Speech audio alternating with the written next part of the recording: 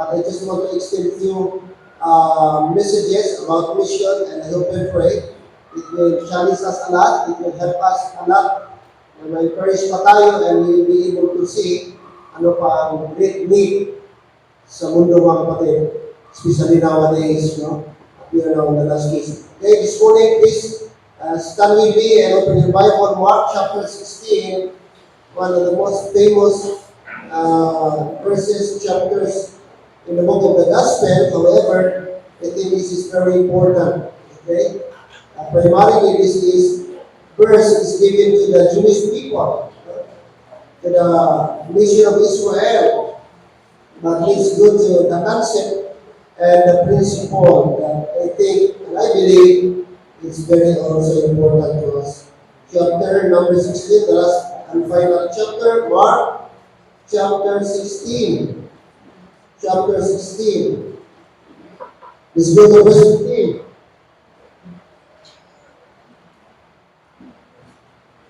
We will just quote this one verse, verse 15. Verse 15, Mark chapter 16, verse number 15. Okay, all together, let's read verse 15, go. And he said unto them, go ye into all the world and preach the gospel to every creature.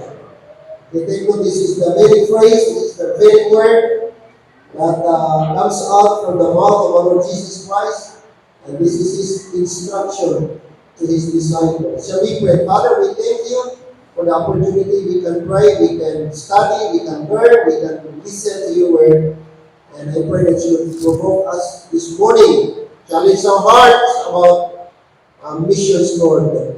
Great need of mission. Help us to be able to see the need, the mission field that needs a lot of laborers. I pray, Lord, we will not be able to go there in China and Vietnam, some parts of the world, but by supporting missions, by our monetary way, by our money, by our partnering to our foreign missionaries, we can involve in this great endeavor. I pray for our people, help them to Lord, to see the need. And I pray that we will involve and work together in evangelizing the world. There's a great need, Lord.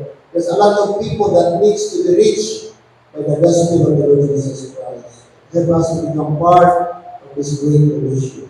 Be with us, Lord.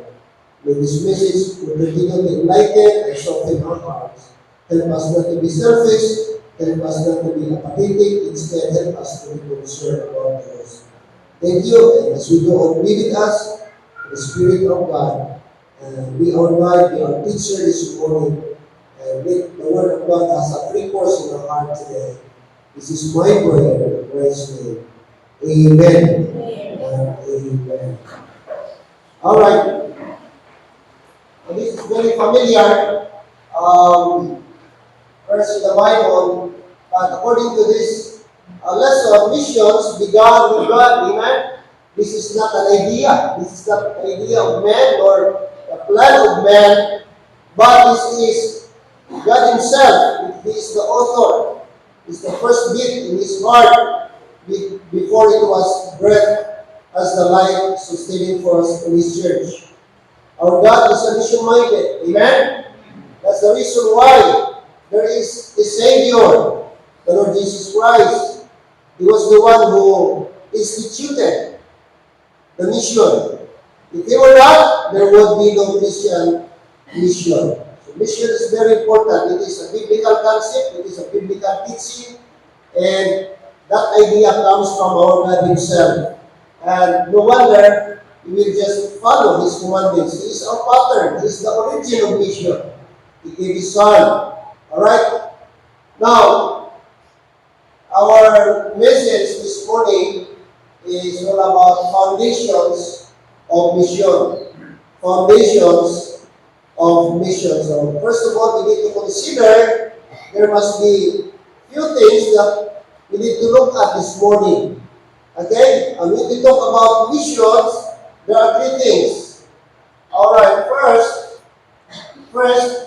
the first thing is that there is a compassionate God.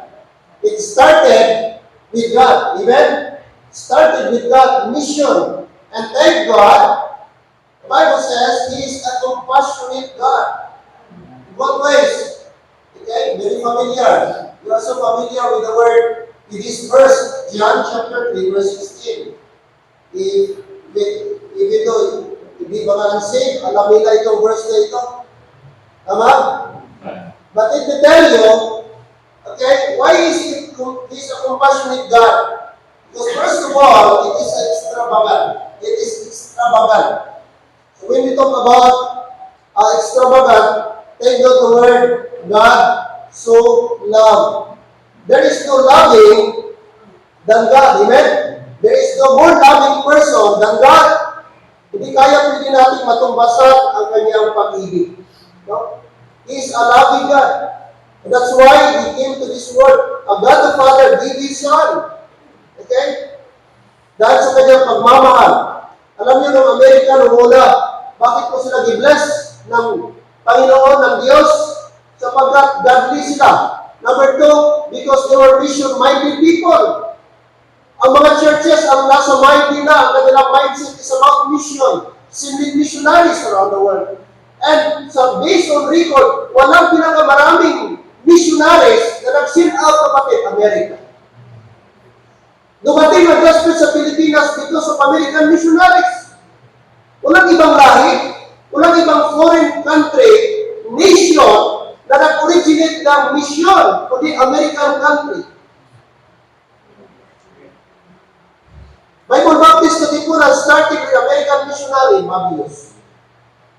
Santa Misa, Manila started by missionary Boyd Lyons, 1956. Nag-start Bethany Baptist Church under right of Pastor Nabli, Frank Mugi. At marami pang churches dito sa Davao. Okay? Mayroong American missionary, Richard Sapp. Cagayan de Oro, Lapasan Baptist Church, started by American missionaries, Bruce Rice. Iloilo Baptist Church, American missionary, Rick Martin. And many more. Lahat ng mga big churches, almost all over Philippines, started by American missionaries. Ano wonder naging recipient po tayo? Maraming mga Baptist churches, independent Bible Baptist, isa lang ang dahilan dahil sa mga American missionaries na pumunta sa Pilipinas. Amen? At dahil po doon, i-bless sa Amerika. I-bless sa Amerika. Ang kanilang economy, lahat-lahat naging superpower sila because they were started with a godly nation, with a missionary-minded heart. Mga pastors, napaka-on-fire sila. Doon sa pulpit, talagang pinopose ang mission, ang evangelism, mga kapatid. And here we are, thank the Lord. 1,000 years ago, ang isang religion na dito na superior, Roman Catholicism. But praise God, nung dumating po yung mga American missionaries, dala-dala yung gospel. Unti-unti, nabubuksan yung ating mindset, ang ating mind about the real gospel, about the Word of God. Kasi wala tayong knowledge about the Bible kung hindi dumating yung mga American missionaries. Praise the Lord, silang ginamit ng Panginoon. And right now, it's about tayo naman, mga kapatid, and return tayo naman. And aside sa Amerika, among Asia, even other countries and continent, mga kapatid, wala din ibang country na ginamit ang Diyos right now na maging missionary-minded ang Pilipinas. Praise the Lord for that. Amen? We need to be extravagant. Kung meron man tayong dapat mga kapatid na ibigay o ipagmalaki o i-share, walang iba ang pag-ibig ng Diyos. Sana hindi tayo maging selfish. Instead, we need to be mission-minded church also. God is our model. God is our pattern. He is extravagant God. Okay? What else? Not only that, but it is exhausted. The world.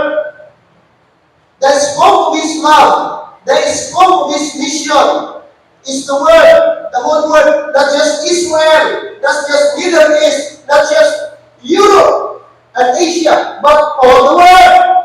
God's program about mission is the whole world. Amen? Global. need to support both local and foreign because God's love is focused on the world, not just part of the world, but the entire world that refers every person. This flag represents the world. Amen? Ano ba itong country na ito? That is Sri Lanka. I think that is Iran. This one is Vietnam. The one is Germany. If I'm not wrong, that is Ukraine. Oh? Mga kapatid, Montenegro, Israel. Ano itong blue? Sweden? Parang Denmark yung isa. O Norway. Itong gray, ano yan? That is Bangladesh. Oh. And then that is United Kingdom. And then the other one is Malaysia. Lebanon at India. Yan, may mga tao yan. Hindi pwede maging country yan na walang tao. This flag represents people. And people compose, mga kapatid. And world is composed of people. That's why we need to mga kapatid, dapat natin patuloy ang misyon. Sapagkat ang Panginoon Diyos, ang focus niya is all world, every town, every nation. Okay? Yan ang kanyang focus, the whole world, not just some people, but all the people of the world. That they may know that there is our loving God, a Savior, the Lord Jesus Christ. Not any should perish, but that all, what? Should come to repentance. That's the goal of God. Not a single soul should go to hell, should be perished, but that all people, Muslim, non-Muslim, Christian, whoever. Amen? That is the love of God. That's the scope of God. Okay? He is a compassionate God. The Word. And of course, ano pa mga kapatid? It is expressive that only Christ is extravagant. Not only is exhausted the whole world, but it is expressive. He gave. He gave. Amen? We need to express. When you love someone, you need to express your love. If you love your loved ones, you need to express how? By witnessing, by sharing the gospel. How would you see you love your loved ones and then never ka man lang nag-share ng gospel sa kanila? Never ka man lang naka-open sa kanila about the Word of God. Okay? Mga kapatid, if we really love our loved ones, our families, our relatives, then like the Lord Jesus Christ, we need to express Jesus Christ, He said, for God so loved the world that He gave. That He gave. It's very impossible to love someone without giving. Amen? A real love will give. Genuine love will give. And that is our God. He loves us, and that is why He sacrificed His only begotten Son. He gave to this world. He died on the cross, in a cruel kind of death on the cross. The Lord, whosoever believeth in Him should not perish but have everlasting life. Mission is about compassion. Without compassion, without love, you can never engage in mission. You can never support in mission without compassion. Because mission starts in compassion or love. Amen? A compassionate God. That's the very foundation of mission. There should be compassion in our heart, like the Lord Jesus Christ. Like the Heavenly Father, He gave His Son because He loves us so much. Alright?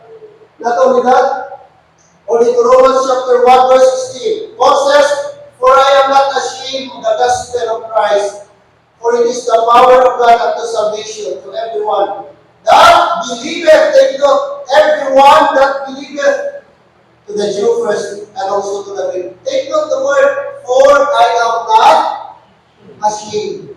Paul is willing to die, willing to sacrifice his life for the sake of the gospel. He never, mga kapatid, thought about his life, his comfort. When in fact, napaka-comfortable na niya sana. Pero all those things he gave up for the sake of the gospel. The moment he became apostle, the moment he became a missionary, the moment he became the messenger of God, all those things, iniwanan ni Apostle Paul. Lahat na kanyang mga credential, makita po natin. But praise the Lord, is willing to die. When he got saved, he said, said, "For I am not ashamed of the gospel of Christ." Why? Because Paul says, "For it is the power of God unto salvation." The gospel is the power of God. Amen? The gospel is very powerful. Enough to save every person. All we need to do is to believe. To believe. Amen. Okay? Not only that, there is a compassionate God, but the second thing is there is a compelling message. There is a compelling message. According to verse number 3 and 4. Okay, this is our message for today's dispensation. According to 1 Corinthians 15, verse 3 and 4. For I delivered unto you first of all that which I also received. Paul received that gospel, that message. For I did it personally from the Lord Jesus Christ. When he encountered Jesus Christ on the road. For I delivered unto you first of all, which I also received, how that Christ what? Died for our sins according to the scriptures. Take that Christ died for our sins. And that he was buried, and that he rose on the third day according to the scriptures. My friend, listen, this is the gospel. This is the good news. Why good news? Because Christ, He died for me. He died for you. Not only that, He was buried. And that not only He died, He was buried. There's another thing. There's another good news. On the third day, He rose again. Our faith will be in vain. Our service will be in vain. Everything will be in vain without the resurrection of the Lord Jesus Christ. That makes the gospel complete. Not just He died, not just He buried, but on the third day, He rose from the dead. That's why we call it good news. Good news, the gospel, that Jesus Christ rose from the dead. And that is our message. When we believe that gospel, when we believe that good news, the Bible says, you will be saved. You need to just believe that Christ died. The finished and the sufficient work of Christ on the cross. When we talk about sufficient, nothing more, nothing less. You don't need to add, you don't need to work for it. You don't need to do something for it. Because why? Because salvation is complete and sufficient. Amen! Wala nang idadagdag. Ang gawin mo lang, kapatid, sumampalataya ka sa ginawa ni Kristo, mga kapatid. Okay? So, praise the Lord. That is our gospel for today. So, every time magsumiling tayo ba, wala tayong ibang message. Wala tayong ibang message. This is the message that Paul received from the Lord Jesus Christ. And this is the message for today na dapat natin i-share na tayo maliligtas. Napakadali lang po, kapatid. Okay, kung siya sumampalataya. Another verse, Ephesians 1:13. Ephesians 1:13, Paul also says, in whom he also trusted. Kailan ka nag-trust? Before or after? The Bible says, after that he heard the word of truth. So kaya yung 10, Romans 10:17, anong sabi ng Romans 10:17? Faith cometh by hearing, and hearing by the word. So faith cometh by hearing. That's why hearing is very important. Hearing is essential. By hearing, truth will come.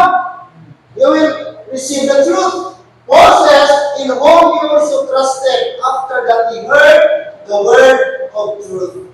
Okay? So narinig mo yung truth. Sumampalataya ka, naniwala ka, nag-trust ka. Ano po yung pananampalataya mo? The gospel of your salvation.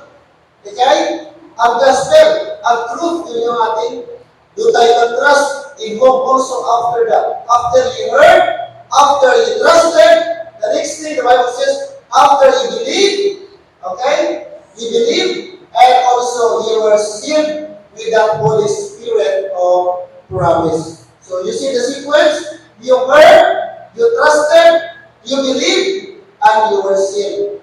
Hindi magkabaliktad ko yung mga kapatid. Ang sequence ay dapat mo naka-heard ka, tapos nag-trust ka, and then after that, you believe, you were sealed with the Holy Spirit of promise. And that's a good news. Amen? Praise the Lord. You are sealed after you believe. The Bible says we are sealed with the Holy Spirit of promise. Kaya andyan na yung Holy Spirit sa atin. That is our seal. That is our mark that we are the child of God, that we are saved, mga kapatid. So napakaganda po. So praise the Lord, that is our message. We don't have our own message, but our message is about the death, the burial, and the resurrection of the Lord Jesus Christ. Amen? Kaya mga kapatid, walang tayo dapat pang gawing mensahe pa. Dapat nating i-message sa ibang tao. Mas masaan man, ano man ang klase na pag-share the Word of God, dapat maintindihan ng tao na walang ikaw makapagliligtas ng tao, kundi ang ginawa ni Kristo. It's not about your effort. It's not about anong i-contribute mo. No. Walang contribution ang tao sa kaligtasan.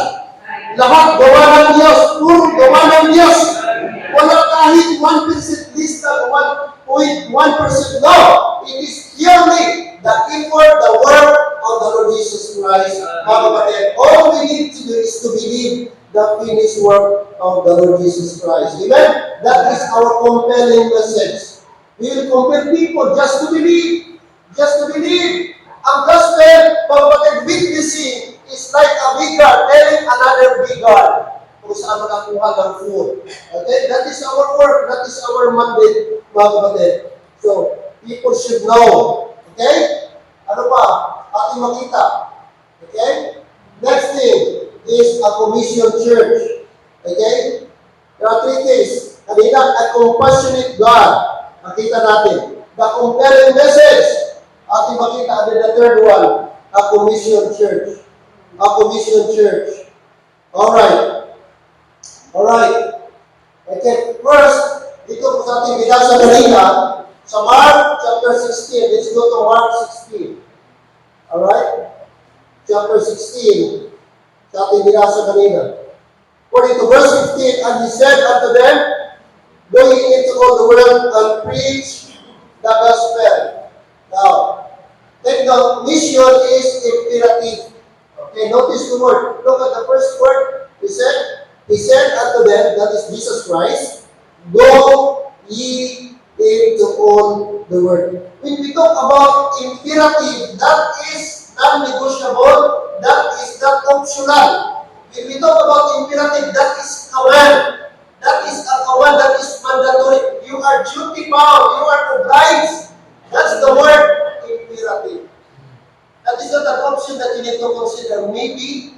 Now, the Bible is not appealing nor suggesting or requesting now. Go! That words alone is a command. That is a complete sentence. Go. That is a thought. Amen? Amen. That's the word. The two letters alone is enough. Go. That is a command. He said, please. The Bible never said, please go. Please consider my... No. And in many ways, Christians are told to go. It may not be in a foreign land, but in our neighbors. Amen? In our neighborhood, in our polo, in our loved ones. My funeral, we need to go. Because that includes in our mandate. Hello, amen? Amen? Why we need to visit? We are commanded to go. Not necessarily foreign yan pupunta ka ng bigda, mag-surrender ka ng... It's God. God calls you to be a foreign missionary. Then let it be, so be it. Pero sa ating local itself, sa ating lugar dito, we are commanded to go. Amen.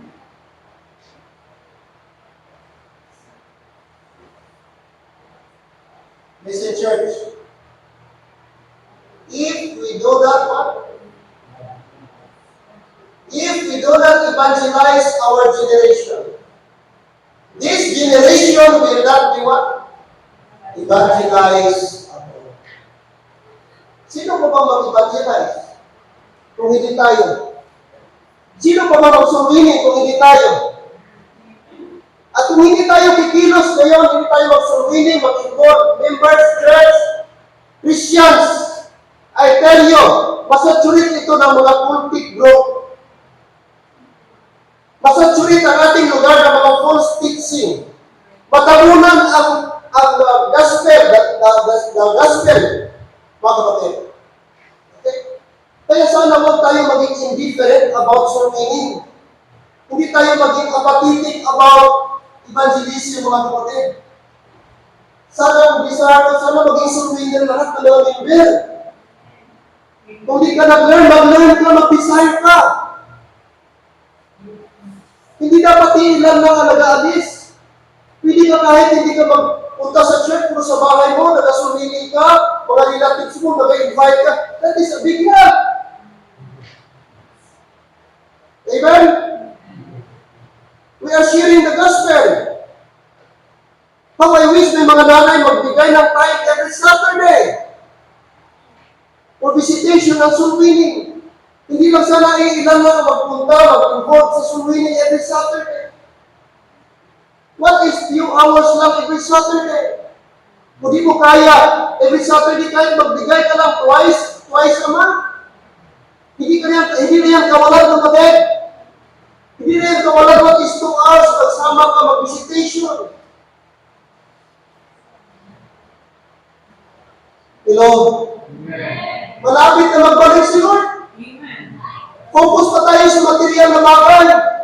Doon lang tayo sa hanap buhay ang lagi nasa isip natin. Mag-isip din tayo ng mga ibang buhay na someday haharap sa Panginoon at tayo at ikaw ay mananagot sa kanilang pupuntahan. Sapagkat naging indifferent tayo, wala tayong makialam sa kaligtasan ng ibang tao. Go!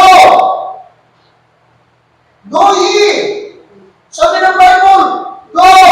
Not only to the apostles, although personally, specifically this task was given to the apostles.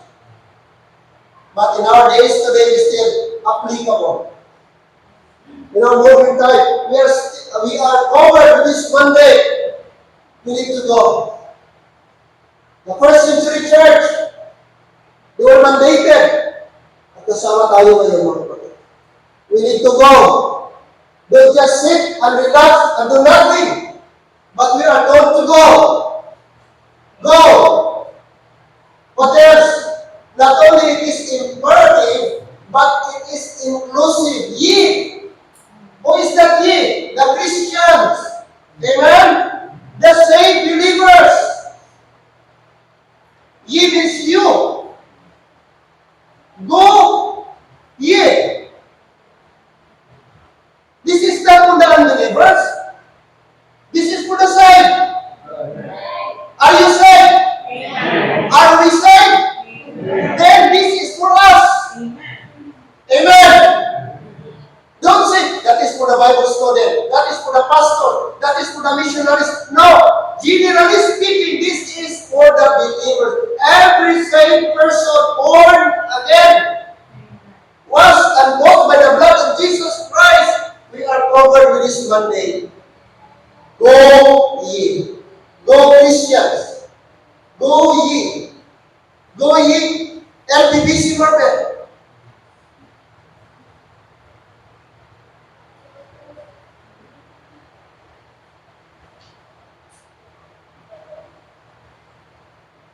Look,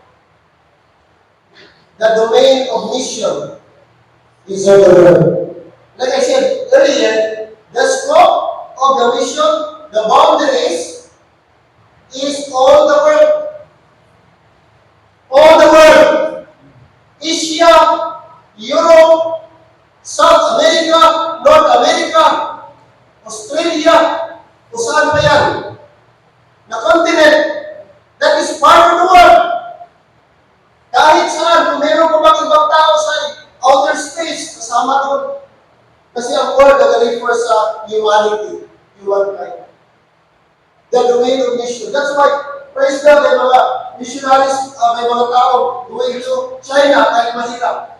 Going to Vietnam kahit communist country. Going to the Middle East kahit mahirap. Thank God, meron tayong mga missionaries going to Pakistan. Ako saludo ako sa mga tao. Hindi ko biro maging missionary sa Pakistan. Mas okay pa ang UAE, United Arab Emirates, Dubai, ano pa? Ano pa sila? Open. But Kuwait o ibang Saudi Arabia. Salamat in the Middle East, may mga country na open ang gospel, like Qatar, like Bahrain. Bawal ka na maglagay ng karatuka doon. Bawal. Pero at least hindi sila dinalapit kahit alam ng mga police at government na mayroong Christian gagawin dyan.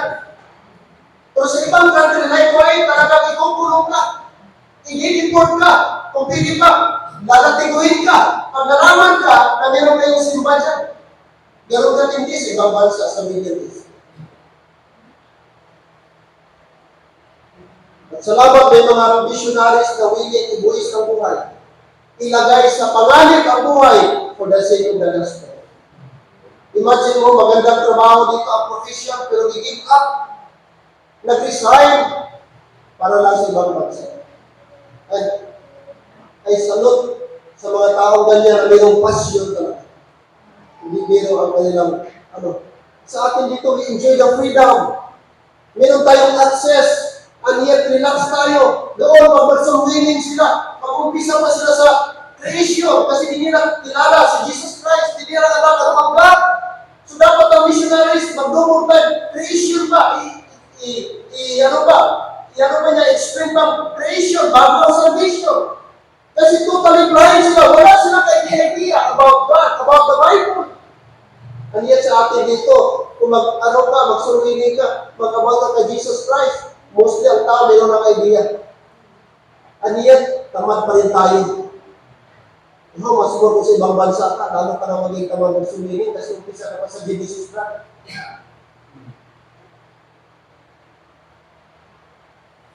Diyan ba tayo? Missions is imperative. Missions is inclusive. Yeah. The domain of missions is of the world. Next, the demand of missions is to reach every creature.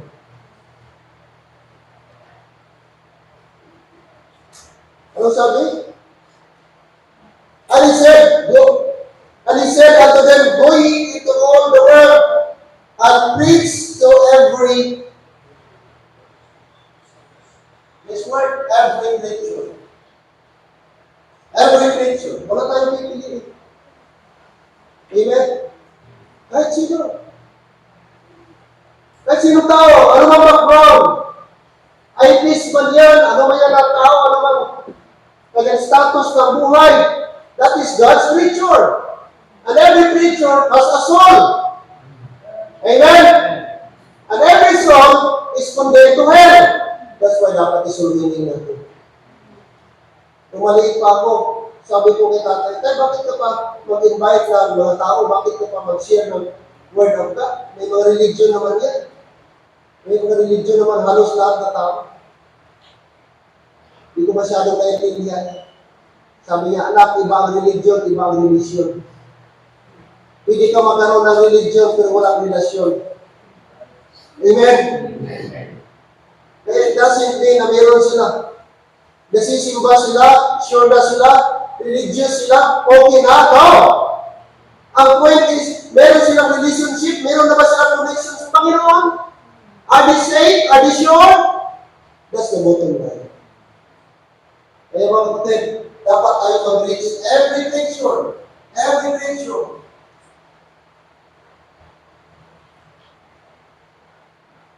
Kaya yung i-expect namin, na-share namin ng gospel.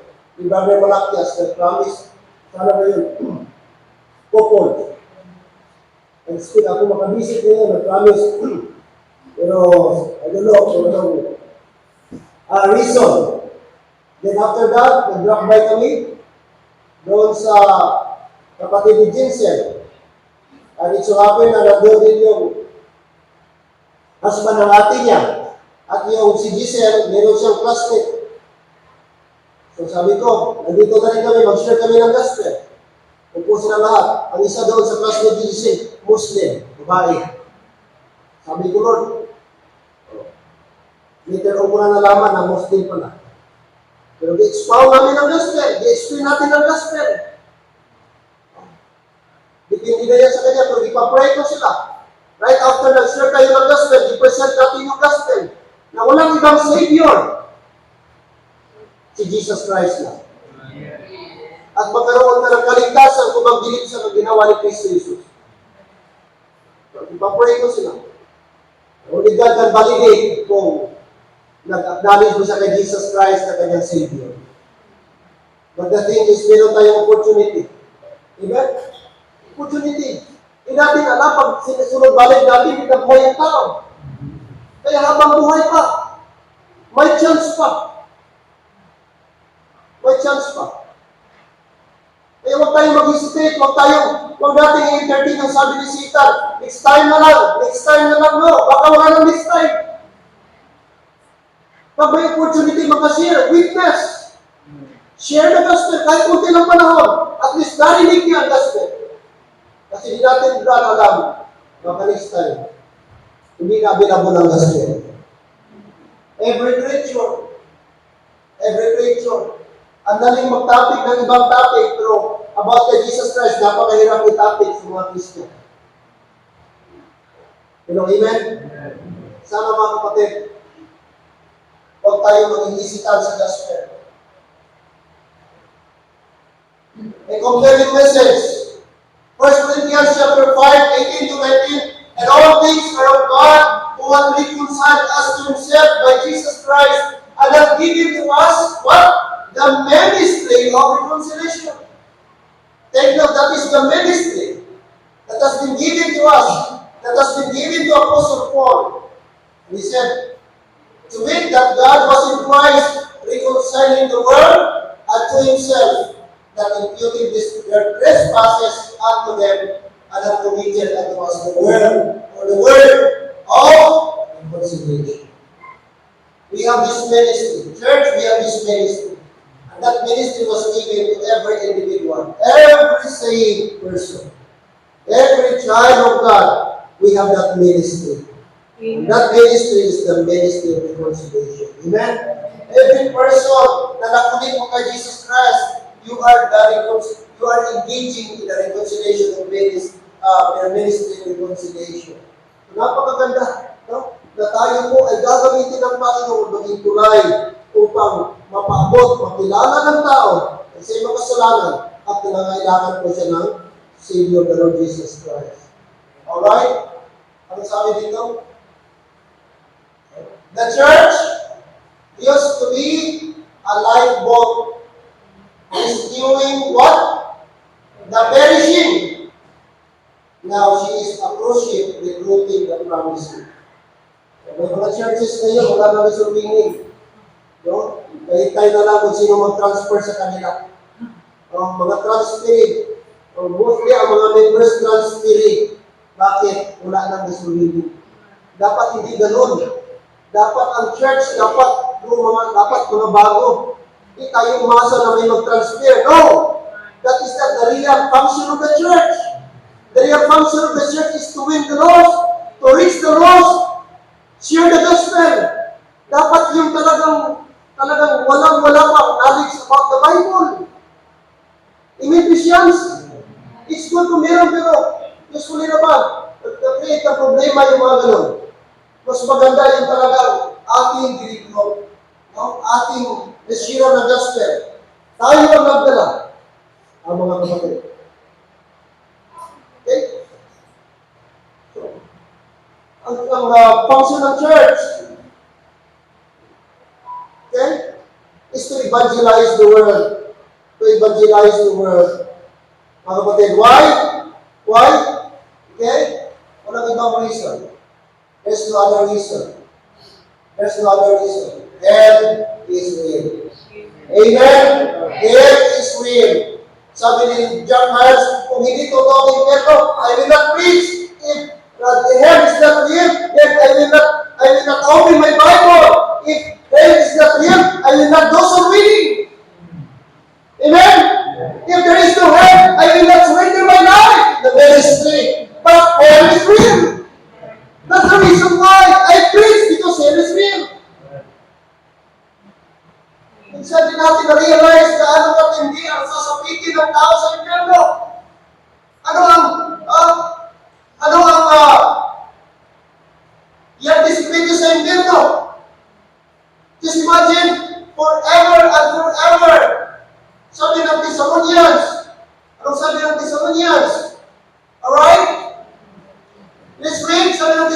superlative in flaming fire, taking vengeance on them that know not God and that obey not the gospel of our Jesus Christ.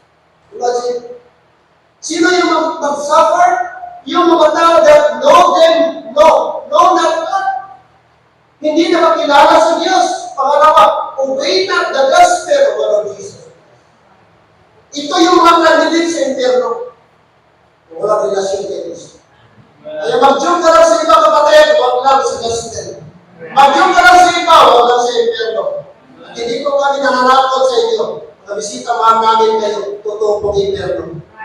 Kaya yung issue namin sa inyo, the Word of God, the Brother Alvin, totoo po yun. At the only way para maka-escape ka sa punishment, sa impyerno, kapatid, kaibigan, ay wala pong iba, is to believe the gospel, to obey the gospel. Forever and forever and forever. Take note, God is not respecter of men or person. Wala siyang pakialam, politiko ka, mayor ka, kilala ka, artista ka, mayaman ka. No! Walang pakialam ang Diyos. Ang only thing na mag-matter, kung kilala mo ang Diyos. May relasyon ka kay Kristo. Naniwala ka ba sa ginawa ni Kristo sa cross? Na siya'y namatay para sa iyo. Siya'y nilibing para sa iyo. At siya'y nabuhay para sa iyo. Ang gawin mo lang, kapatid, sumampalataya ka sa tapos na ginawa ni Kristo. Ganon kasi hindi ang kaligtasan. At dahil mahal ka ng Diyos, ayaw ka niyang magpahamang kapatid. Mga bisita, mahal ka ng Diyos. Hindi, kahit ikutin mo buong relihiyon, maangkin mo man lahat ng religiyon, kapatid, walang kwenta yan kung hindi ka sumampalataya kay Jesus. Siya lamang ang tanging paraan upang maligtas ang tao. Amen? Here is real, mga kapatid. Wala. Bilis-libak ko lang. Totoo po, mga kapatid. Church, tatlong bagay. We have a compassionate, the foundation of vision. First, what is that? We have a compassionate, what? Compassionate God. Okay? Second thing, we have a compelling message. That is the gospel. And third, we have a commission church. We are commissioned. That is our mandate. That is our duty. Is that the duty of the government? Amen? No. It's the duty of the church. It's the duty of all believers. It's the duty of every child of God. Above all, it is the duty of every saved person. Huwag natin i-take for granted. Huwag natin abutin na sayang ang hinayang tayo, may mga labuhan tayong pupunta ng impyerno sapagkat di natin sila nasabihan ng gospel. Let's support mission. Amen? Let's support mission. Kayo mag-pray, i-increase natin ang ating mission giving. Magkano yung giving mo ngayon sa mission? 50? Kung nagbibigay ka 50, gawin mo 100. Kung 100 ang binibigay mo sa mission ngayon, gawin mo 200. Kung nagbibigay ka 200, i-duple mo, gawin mo 200. I say to it, mga kapatid, with the grace of God, me and my wife, every time, mag-offering kami. Tithes, 10%, love-offering 10%, and the same mission 10%. Kung ano ang tithes mo, ano ang aking mission, ano ang aking offering, the same with my mission offering. Hindi ko minawala, every time may offering, ini-include ko, mission offering, because it's very important. I challenge you, there is blessing when you support mission. There is blessing. Me, myself, that is proven and tested in our life. Mga kapatid, bago pa ako sa pagkapastor, 2006, 2003 ako sa Tampakan, 2004 nag-assume ako, 2006, 2005, offering namin. Noong bago ako nag-assume, doon pa sa Maranyon, 300 pesos. 300 pesos. But we see to it, kasama ng mission doon. But God is faithful, hindi niya kami pinabayaan. Little by little, gipro ng Panginoon Diyos. Pag umahin mo, concern ka sa kaluluwa, hindi ka papabayaan ng Panginoon. And I believe this property, mga kapatid, is the result of mission. Maraming mga churches natagal na sa ministry 30 years plus. Hindi sa pagmalaki, mga kapatid. Pero walang mission program. Stagnant, dry ang kanilang ministry. Iba ang atmosphere. Ang mission is lubricant sa ministry. Lubricant, mga kapatid. There is a blessing in supporting missions. That's why I challenge you. Ayaw man pa dagdagan pa natin ating mission giving. Marami tayong mga mission na suportahan. Okay, I'm planning, are you still there? Isama natin si Pastor Andre. Kahit kunti lang. Okay, siya sa kanyang asawa, naging member sa ating church. At finally natin, nag-establish tayo ng relationship. Hindi ba natin send out? It doesn't matter kung send out natin o hindi. Ang importante, nakipag-partner tayo sa ministry sa San Felipe. And I believe may reward tayo doon. Because ministry is partnership. Amen? Kahit hindi natin send out, there is blessing. Kaya, please, no, alam mo ang solusyon, bakit ka naghihirap? Sapagkat sa living mo lang ang ginafocus mo. Why not try to consider missionaries, mga kapatid, God will provide for you. I believe isa na way, paraan na ang kapatid, ang paghihirap natin financially ay mawala by being generous sa ating mga missionaries, mga kapatid. And I challenge you, kahit tapos na nating coordination, meron tayong bagong pastor sa mga, Pastor Stephen, bago pa. Mga kapatid, hindi natin isama sa ating local mission. Local mission. 4 months pa lang sa baba, kay start. Mga kapatid, hindi natin isama. Marami pa. Pastor, ang dami ko pang need. Unahin ko lang ang need. Unahin ko ang Panginoong Diyos. And you have the favor of God. Amen? We have the mandate, we have the compassion of God, we have a compelling message. But lastly, mga kapatid, we have a mandate. Okay? Na dapat natin gawin, dapat natin gawin. Every head bowed, every eye closed. Loving and great God, thank you for this short message na pinabot niyo po sa amin. Panginoon, totoo pang impyerno. Lord, people are dying every day.